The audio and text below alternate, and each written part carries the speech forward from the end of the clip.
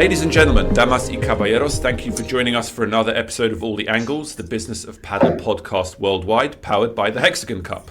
This week, our objective is to give you, our audience, a unique insight into Hexagon Cup 2025. I'm joined this episode by Astrid Thams and Sergio Lewin, 2 months after the 2025 edition ended, and we're fortunate enough to explore with them. So starting off with Astrid, she's a returning visitor to this podcast. She's the managing director of Hexagon Cup. And before that, in a previous life, she's been a licensing and retail guru in the sports sector, working with Real Madrid for 3 years, with Adidas for 7 years, and then Fanatics most recently for 5 years before joining the Hexagon Cup. And alongside her, we have Sergio, who is the COO and co-founder of the Hexagon Cup.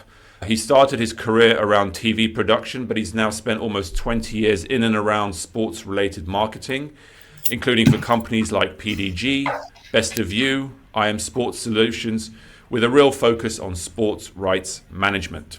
So thank you both for joining us. Before we get started, if you enjoy this episode or have benefited from previous ones, please share, subscribe, it really helps. So without further ado, let's start looking at this second edition, this latest edition of the Hexagon Cup 2025. And let's start with the location. So my first questions really focus around the arena and the city. So Madrid obviously just hosted the second fantastic edition at the arena. Can either of you talk a little bit about why Madrid? And when I talk about Madrid, I mean both as a public government stakeholder, but also as just a location and population. Why has Madrid been so key to the start of this project's runway as you've set the event there for the first 2 years of its life? Okay, thanks for having us, Alex, first of all. It was a natural decision to go with Madrid as the first location. At the end, Madrid is the epicenter of Padel. It's the capital of Padel at a global view. And that's because we have the fans. Spain, it's full with fans willing to spend time and money in an event like ours. And of course, the city itself, it's a big capital. It has the venue options you need. This is a very important thing. Not every city it has the facilities to make an event with 7,000 people watching Padel. It's not easy. And those two elements with the institutional support, that is another critical thing, were the key elements to take this decision. With an event like ours, top Padel event, but with the fan engagement, with the fan zone and the non-sporting side, the entertainment side, what you need is to have a solid foundations of attendance, fans, to bring some value to the proposition, to bring not just the endemic brands and the endemic ecosystem of Padel, but also the non-endemic brands and the non-natural fans of Padel. And for that, you need to have, as I said, a foundation with the fans, the Padel fans, and putting into the equation the newcomers that can be new sponsors and new fans that are willing to have some fun in the fan zone.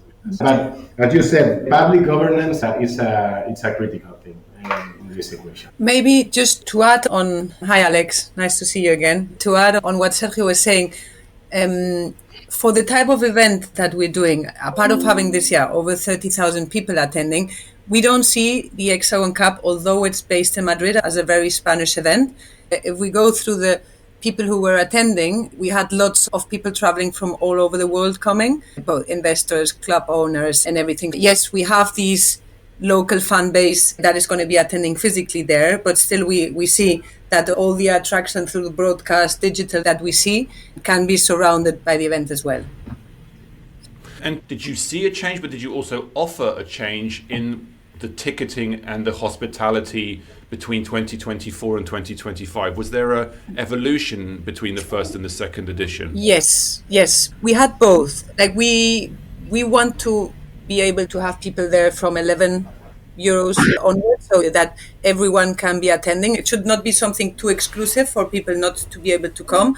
So for this second edition, We lowered our prices from a grandstand point of view, which had as well the positive impact that not just the lower prices, but the event in general was sold out for over the weekend, already having, as we said, more than 30,000 people attending.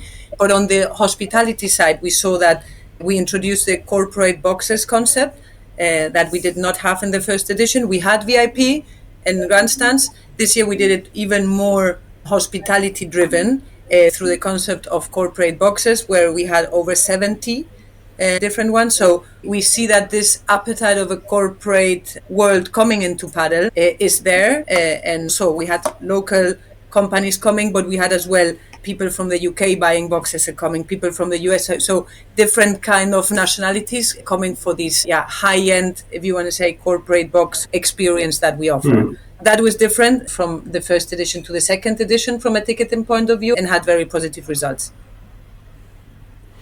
And is Madrid the long-term partner for the Hexagon Cup, or are there any conversations about seeing where the Hexagon Cup can land in future editions?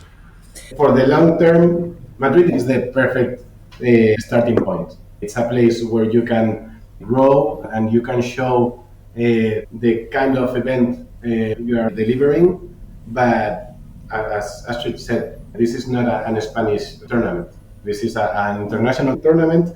Astrid is based in London. I am in Madrid, but we are looking into different options. And Madrid, for us, it's a natural place to be.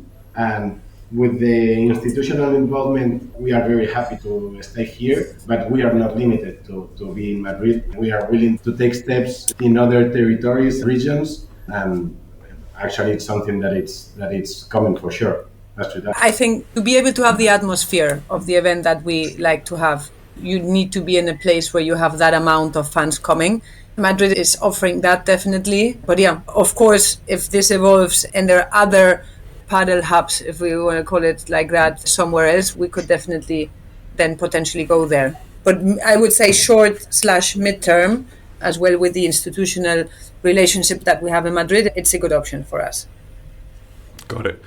So let's move on a little bit to the commercial aspects of the business and the product. So let's start with sponsorships. Again, how has the sponsorship proposition evolved over the last few years? Myself, having been to both editions, the big difference that I saw was Alpine really stepping up their activation on site. They had the car courtside, but they also took out this incredible hospitality space in the neighboring pavilion, which was incredibly well activated with merchandise, cars, logos, history.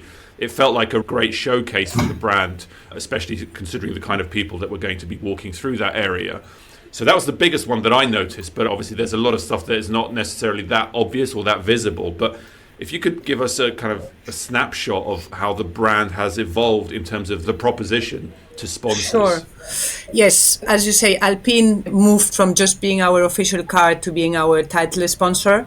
The good thing is that it wasn't only them. Most of the sponsors of the first edition wanted to continue to be part of our proposition. Okay, so we have at the end Alpine as title sponsor. We have Mao, the Spanish beer company, as our other main partner, and then we enter into a sponsorship pyramid, if you want to call it like that, where we had over 22 sponsors this year. We were able to increase our sponsorship revenue by double, like we doubled it from the first edition to this second edition. And as well, if we go into the sponsorship value, we could see the same. We were close of hitting the 120 million sponsorship value this year. We were having not just I think Sergio called it endemic, but not just the brands that are traditionally already placed in Padel, but we're able to attract other ones and more global brands this year, as JBL were there with all the sound systems, or Bank, which is a Netherlands, Neobank, I think you call them. So there are already brands coming to invest into Padel. Everyone knows it's the fastest growing sport, but then they need to start tapping into Padel as a sponsorship proposition. So from these 22 sponsors that we had this edition, most of them as well activated in our fan zone, making it a very interesting place for all the fans attending, where you had activations. We had a specific court set up there in the fan zone where all the brands could do different, not just content, but as well interact with the fans being there, as well throughout in the central court, throughout the tournament. There were as well every moment where we have free, there was engagement happening through the brands and the fans, so that it was attractive. If I can add something, I think it's very interesting the way we work with brands. Being a competition as we are, like a boutique event that we are, it's easy for us, for Astrid and her team, to adjust propositions to make the most of the sponsorship, really. Brands, when they come, we did a corporate tournament, a competition inside the Hexagon Cup, just for our brands. And that's something that really brings a layer of networking, of intimacy and group sense that it's very powerful. And when you're experimenting the Hexagon Cup event as a sponsor, I think the deliver we do is, I think it's remarkable, actually. I think it's something that you cannot have in other sports, you cannot have in other competitions, and that's a value that we are very happy to give to our partners. And is the plan in 2026 to increase the number of sponsors, or to actually maybe make the number of sponsors smaller but deeper? Because there are different schools of thought. Some people are quantity, some people are quality, some people... No, definitely we still have...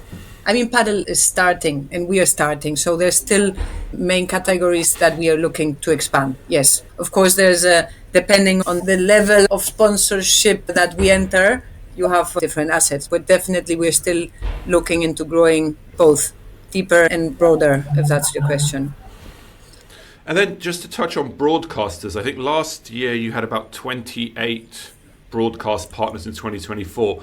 Can you talk a little bit about how that number has changed and whether the kind of the mix has changed? Are you looking for terrestrial? Are you looking for pay-per-view? Are you looking at social media platforms? Definitely, as a key takeaway, it's brand awareness. Okay, and sport awareness, if you want to call it that. So in the point that Padel is right now and the Hexagon Cup is right now, the more brand awareness we can reach, the better. This reach is what we target. We had over 46 broadcast partners this second edition and managed to double here as well and hit the 4.6 million audience number in broadcasters, which is, I think, a growth of over 80% of what we had in the first edition, which is definitely our strategy. And what we're looking into, I hope to assume that most of the listeners of the podcast know, but we as Hexagon, the idea behind it, having the celebrity owners that we have, is to, through their social media channels as well, be able to have the biggest impact in all the digital world as well. So for this social media impact, we reached the 48 million video views for the Hexagon Cup this year, which is everyone involved, like all the celebrity owners when they were streaming, when they're connecting, so all our partners, so everything that put Padel and the Hexagon Cup in the digital environment, which is key for us. We also put special value into our own YouTube channel, where we had 2 million viewers as well here this year. So yeah, good numbers, as you would say, for the strategy. We want everyone to be able to access our live broadcasting, which excludes us normally from going to any pay-per-view exclusive contract that we could reach. And you touched on the content strategy just in that answer, which seems obviously quite critical, because in today's age, you need that content strategy as part of a wider social media strategy, and that's critical for visibility, buzz, curiosity, engagement.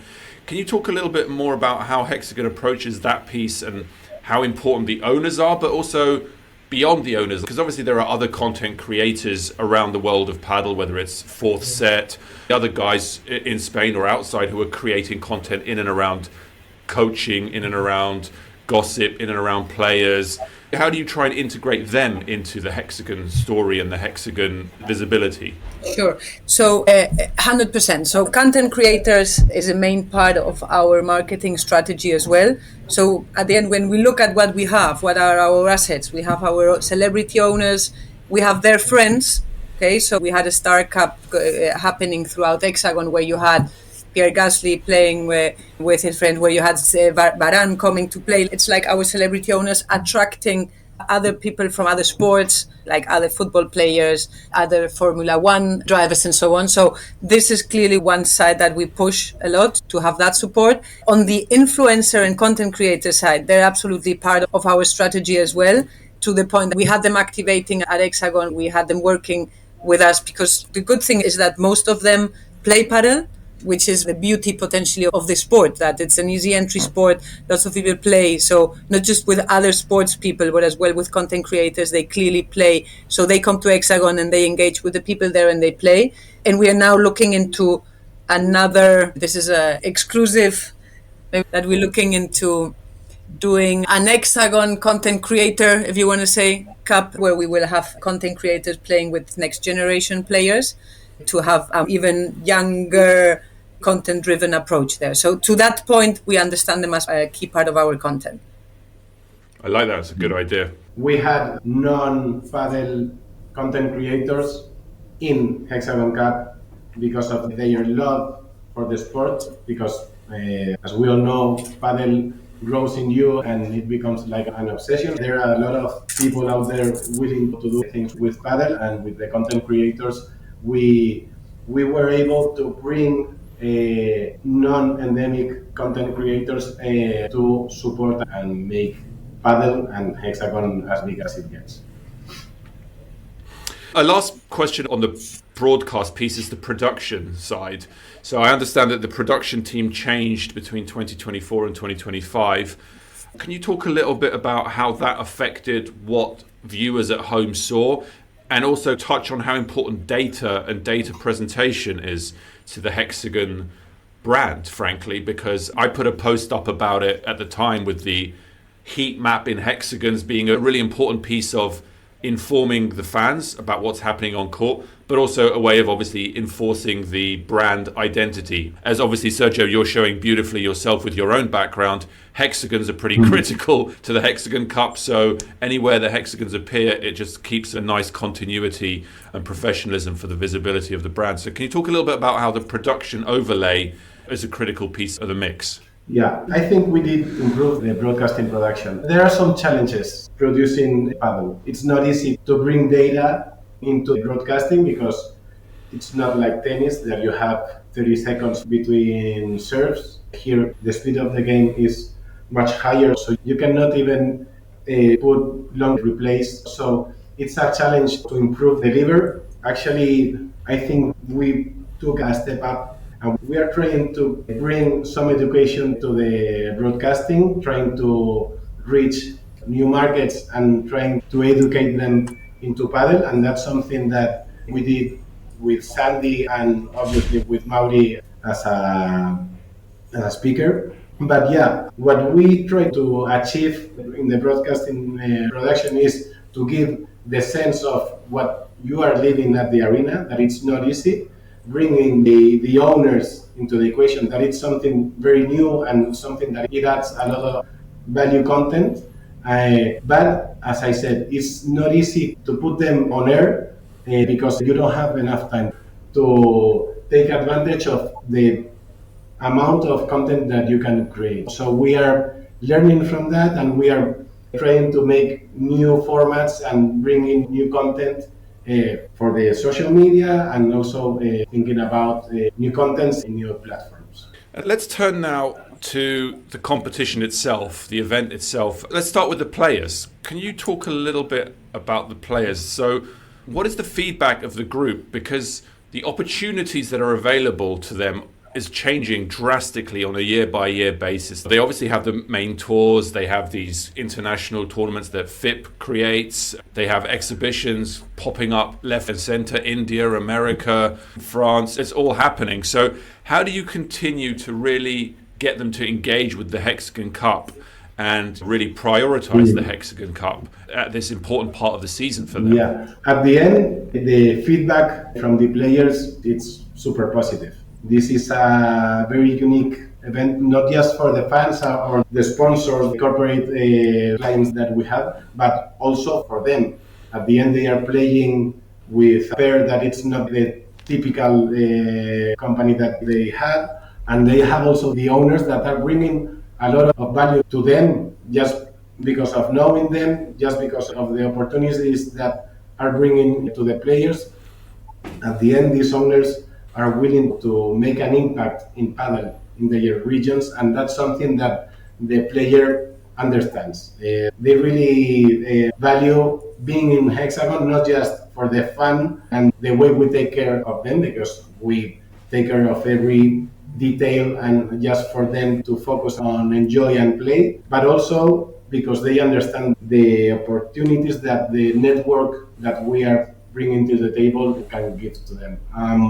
It is true that it's a pre-season tournament, and that may collide with their preparation, with their training, but we also take care of having the best facilities, the best gyms, courts for them to keep on with the pre-season schedule that they have. So at the end, the way we keep the talent is just taking care of them and bringing them a good tournament and a good, in a business view, a good opportunity for them.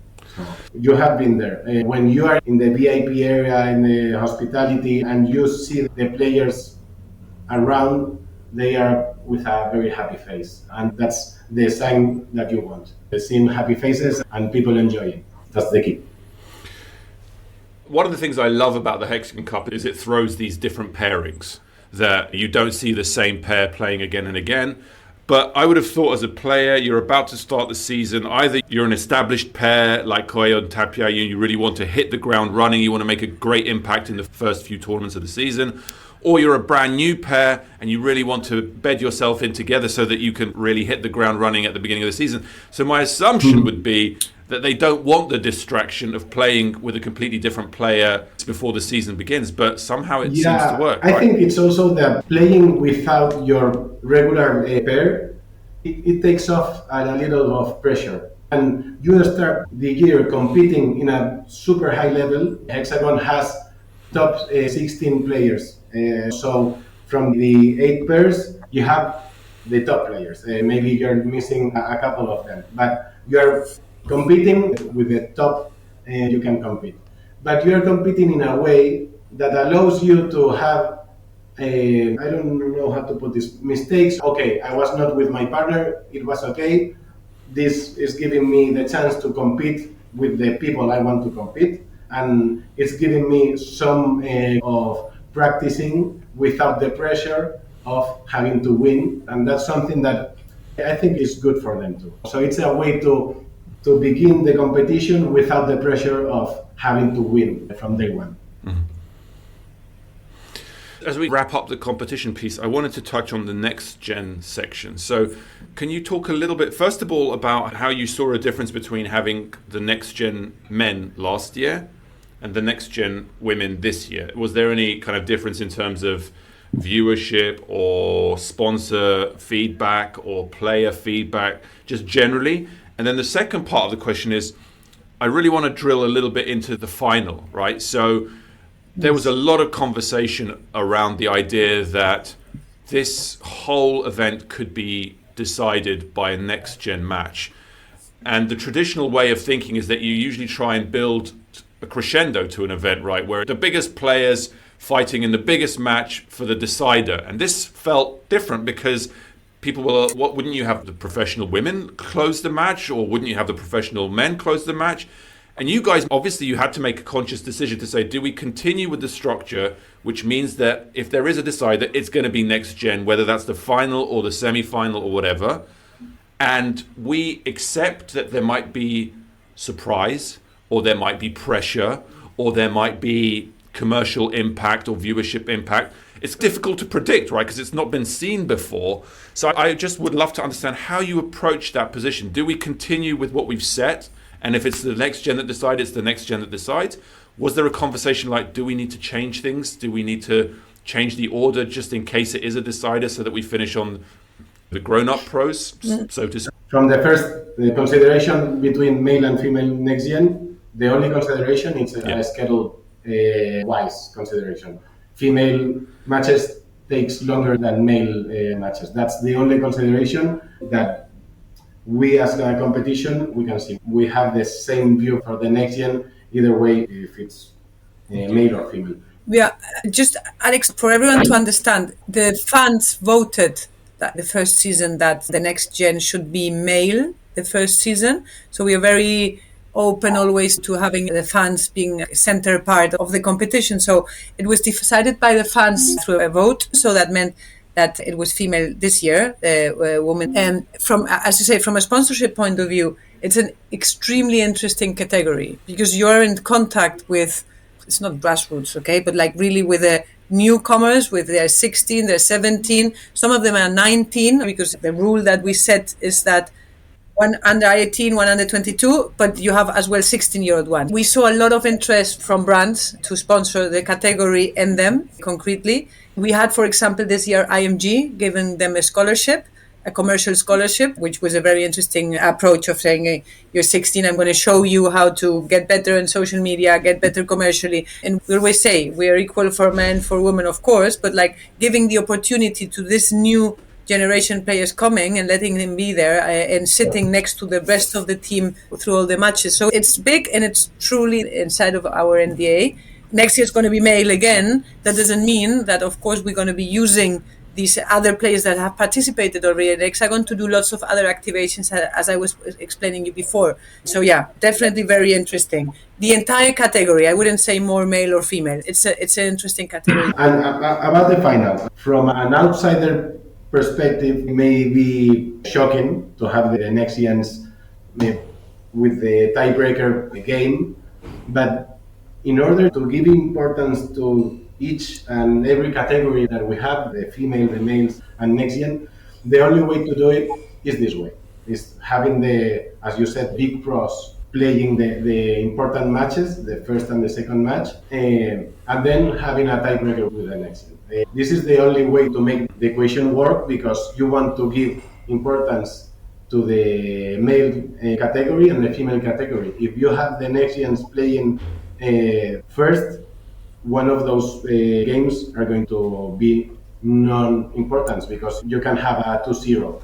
So that's the way to put it. And for us, really, our proposition of value is giving chances to the NextGen. It is true. We are doing our claim for the fans, for the players, for the game. It's something that we brought very thoughtfully.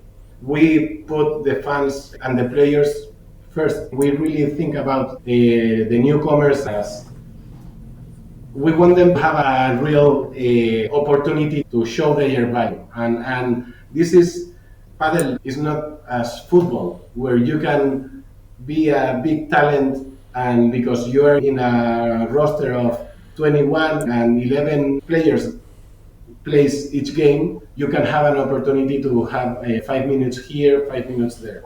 Here it's not. You have to have the ideal pair in order to get into the quarterfinals, semifinals, and that's not easy for a newcomer.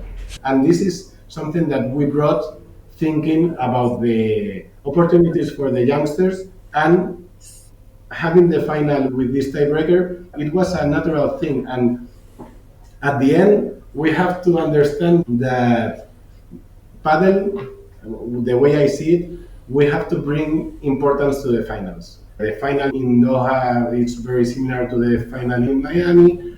Each tournament, they don't have a very big personality or very big history. With Hexagon, we are trying to bring something new, and part of that new thing that we are bringing is making NextGen importance and giving them the opportunity to shine. If it brings a tiebreaker with a 16-year-old and a 20-year-old, that's great. You're watching the next stars, and that's true actually. You see Jothas. He was last year. He was an NextGen player, and now he's competing at the highest level. Same Cardona. It's going to happen with the girls.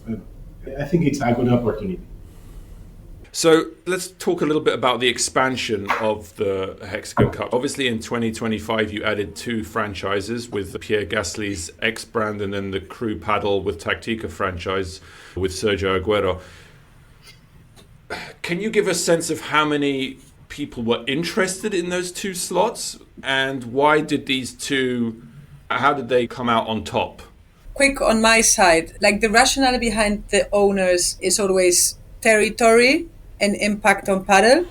Okay, so they need to come from a territory that we think are supporting the growth of Padel. I think one of the targets when Hexagon was founded as well was to support this growth of Padel as a sport and to make it Olympic. So you definitely need to be able to get awareness in different territories. So as the players are not there yet, okay, which is the next step that needs to come, if you want to have people cheering or supporting a team, if the owner comes from that location and it gives that impact, and then you have Eva Longoria from the US, or you have Andy Murray in the UK, you have Pierre Gasly in France, that's going to give the viewers, the broadcast viewers that are watching it, a more sense of belonging. And we've clearly seen how broadcast numbers get increased in these territories. Okay, that's clearly one key factor. And then the other one is that the team or the owners are going to be investing into Padel, be it in courts, in academies, and whatever, but that it's companies and people and celebrities who are going to be supporting this investment in all the different components that you have in the Padel industry. So that's the theory now that I've told you on paper how it works, and maybe Sergio, you want to give Alex a little bit more of a touch on why at the end we went with Gabriel from Tactica, Agüero and Messi, and the other one, as you said, with the French team from Pierre Gasly and Loic as an investor. Yeah, this is what Astrid is saying. What we want is to bring value to Hexagon and Padel and make Padel grow in every region. And as we were talking previously about content creators, Kun Agüero, it's a very unique addition for us because he's a tremendous, well-known former player, football player, but he's also a content creator. And that combo is super interesting for us. This with Messi as a partner and having Gabriel Perez Crip with Tactica Equity along, it was a no-brainer for us. It was a very simple choice for us to choose them to be part of Hexagon. And in case of Pierre and Loic, it's a super combo. Again, Loic Ferry is a president and owner of a football team in France. He knows the sport industry, he knows how to develop a property, and Pierre Gasly, he has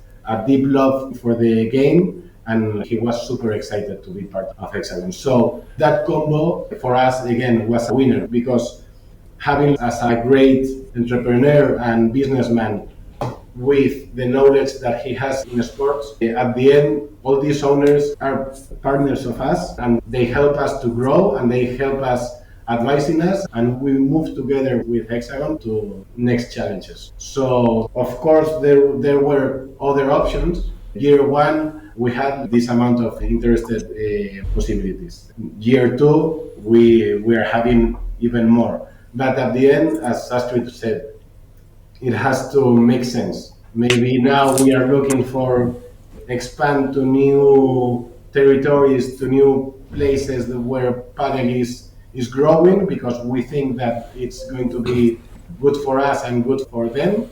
But again, it has to make sense in order to be part of Hexagon. And is there a sense whether you guys are going to expand for 2026 at this stage? And the ultimate aim to have 12 franchises? And yeah, I'm just trying to get a sense of what's happening for 2026 and what's happening ultimately. What we thought at the beginning is having 10, 12 franchises as the most. But again, we did a Super League. The format that we are having nowadays, the Super League that we brought this edition, it's a solution that brings us the capacity to grow and with even numbers. We can be 9, we can be 11, or we can be 10, or we can be 12 teams in the competition. That's why we did the Super League, in order to be able to grow with no pressure. We don't need to be 10. We don't need to be 9 either. We are going to take steps as they come and taking the decisions with all these rationales that Astrid said. I think, Alex, you asked. Yes, we are in conversations with a couple of others, not two, like more. that are interested. But as we are expanding as well, the strategy of Hexagon is changing, and we have now the agreement that we have with Premier Padel and with FIP, and then there will be more dates on the calendar. There are so many moving parties that we need to make sure all is settled in the calendars and everything is clear, to then make sure that as well the strategy around teams makes sense. Astrid, you just touched on the relationship or the partnership that you as Hexagon Cup formalised with Premier Padel and FIP. Can you talk a little bit about why that relationship now is so important in terms of security, longevity, opportunity to grow the brand and the events? So what will it unlock, and how are you guys going to work together? As we said at the beginning, so we've been in conversations with them since actually Hexagon was established. Okay, so we have the same target as of having a sustainable growth for Padel, and I think that approach has positioned our events as a more high-end fun experience and hospitality event with the mixed teams, like all what we've talked. So it's not competing, it's more a way of completing the offer of the existing calendar. So with this, with the agreement or with the partnership that we have now, the different things that we're going to be working at, we're going to be working around having additional events where and when it makes sense. Okay, we understand that the calendar is already it's packed. But yes, the idea is to have additional Hexagon Cups, and then depending on the number of teams that we have, that then based as well on what Sergio was saying, that we'll see how it's going to work. Is it going to be like different legs and then a finals in Madrid? So that is definitely one, having that set dates in the calendar moving forward for 2026 and for 2027. As well, looking into the possibility, does it make sense that Hexagon actually gets an official calendar and gives points? That's the discussion we've been having with them. We need to see as well what could be on the table. And then, definitely all the other events, like outside of the official competitions, like it's the Intercontinental Cup now, that we're going to be as well part of all those projects that are being developed in partnership with them. But that's very top line, the conversations we have with them. Maybe, Sergio, you want to deep a little bit more in some or not? I think the importance of this agreement is having the main players of this ecosystem working together and not against each other. That this is a very rare thing. The natural perspective would be having us as competitors, just competitors, and we think that we really bring to the table a different product, a different tournament and event, and we are not here to compete with the regular circuit of Padel. That's not our standpoint. So for us, having this alliance and having this agreement of collaboration and make Padel grow together is something that, first of all, validates all of us as, I think, smart businessmen. Like, why compete if we can collaborate and grow together? And second, for us, means that in 2 years we are positioned as what we are, the second main event in the world, and that's something that brings us some new opportunities for go along with Premier and FIP to grow and make Padel at the end Olympic, and it's something that we all want. And as we get towards the end of this conversation, we've obviously talked a lot about, we've touched in different places about what 2026 holds for the Hexagon Cup. Is there anything that we haven't touched on that you can talk about, what people can start to expect for 2026? What will be different? Obviously, we talked about the NextGen will be men's again. There's obviously look out for potential new franchises, although that's not guaranteed, but there may well be announcements around that. What else are we missing, or that we should keep our eyes open for? We are currently, maybe that's worth mentioning it, working on the Amateur League of Hexagon. So we've acquired, together with Playtomic, an Amateur League, the biggest team Amateur League in Spain, and we're developing it in Spain and as well worldwide. So we're going to have it in the UK here as well in the next months. The idea is that this amateur category is as well included in part of the Hexagon Cup. So we are currently this concept of road to Hexagon, and that the amateur can feel like a pro as well. It's going to be part of next edition in Madrid as well, and we're then going to see how they're going to be incorporated to our offer. So that is one difference clearly that is going to come. And then as well, we already worked on it in the format this year, but due to the long games was a little bit unseen, but we had a lot of additional fun engagement experiences around the Hexagon Cup, and including all this entertainment as well, being the concerts, the parties afterwards, DJs. And this part is going to be definitely a key part of what we bring as well, again, to the table for the fans attending the Hexagon Cup. So there is a world in which I could win the amateur road to Hexagon and sit alongside Stupacuk and give him advice while he's playing because I'm part of his team. And I wouldn't go that far, but yes, they will be in Hexagon and they will be part of Hexagon. But we have to be careful with the players, as we said at the beginning, and give the amateur player the best experience they would have in their lives as a player. And we will see where that can be done. Sergio's doubt is not around your level style. Don't worry, Alex. It wasn't. No, I'm sure my input to Stupacuk would be invaluable to him. That's not in question, of course. Is there anything in the 2025 version that you would have changed if you could have?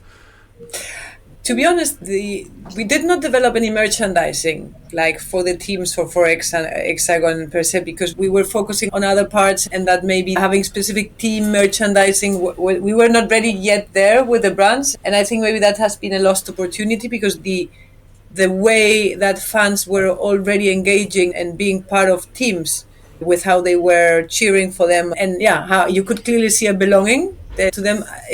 I think we could have clearly tapped into that, which will be next season, so that we can offer both people there and online to everyone the option of being even more part of the Hexagon Cup. This one, maybe? I don't know, Sergio, if you have another. I wouldn't change the finals, that's for sure. I think it was great, actually, to have some young females playing for the tiebreaker, and they did a great job, actually. It was a great tiebreaker game. I think I would start the matches earlier in order to end each day like 10 p.m. instead of 11:30, some days 12 p.m. So it was due to a lot of little elements, but easy one is to begin earlier. So maybe that's something that you will find in the next Hexagon Cup 2026. Okay, I think as we look forward to the edition in 2026, I think this is probably a good place to wrap up the episode. Again, please share and subscribe if the content was thought-provoking. Please comment on LinkedIn if you have any recommendations around our format, topics we should devote an episode to, questions we should ask, speakers we need to bring on. We want you all, those driving the next phase of this industry's future, to tell us what you want to hear about and who from. Thank you, Astrid and Sergio, for joining us today and being so open with us. We will keep doing our best to cover all the angles of the business around Padel, episode after episode. Until the next one, thank you.